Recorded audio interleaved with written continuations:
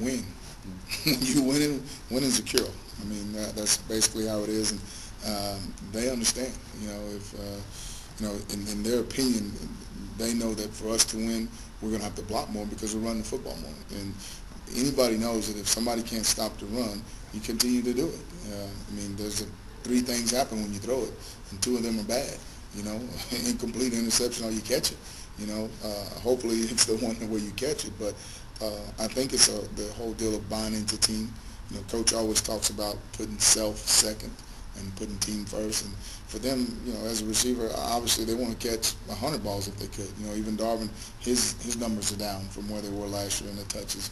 But we're winning, and that's the bottom line for us. If we throw it 10 times or we throw it 20, it doesn't matter as long as we come out with the W. Not with Coach Chiswick, It doesn't take long. He really is, on top of it. Even things that happen to other teams, he'll cut it off the tape, or something that happens to another conference team, or a team, that's ranked in the top 5 or number 1, and he'll show it to our team to make them see, here are the different things that are happening. And just like it happened to them, if you allow it to, it can happen to you. And so I think he does a great job because they're visual learners. They can see it happening to a team that they respect and think, well, this team was able to beat them, and we definitely better be on our P's and Q's.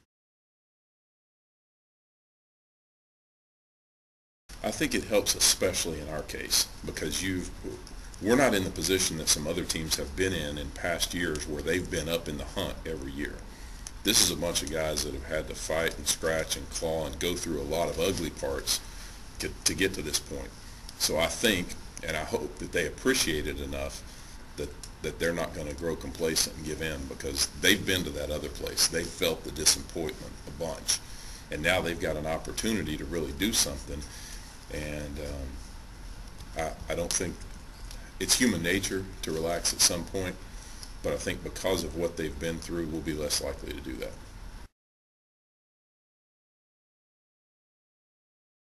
No question, there's some satisfaction in it. And, anytime you're able to move the ball effectively, I think you feel good about it as offensive line. But there is something different about just lining up and saying, here we come.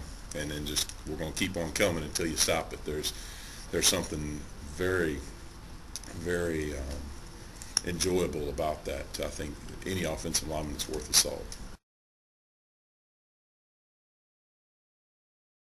He's the most athletic quarterback we done faced. We thought that Jefferson was pretty good last week at LSU as far as escaping the pocket and getting out in the open. He's the best I've seen as far as a guy that can avoid the sacks and fake like he's going to throw it, put it down, tuck it, run it.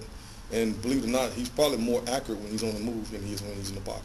It's real difficult because what usually happens is, once he gets out one time and he gets a 25-yard gainer, guys drop to get shorter.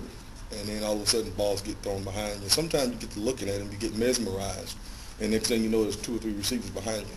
And so you got to keep your focus on making sure you don't stare at the quarterback so guys don't come up. He does a tremendous job, of getting out, and we've seen him, take something that looked like it was going to be a 5 or 6 yard gain, and next thing you know, it was 45, 50 yards. So we just got to try to ball him up the best way we can.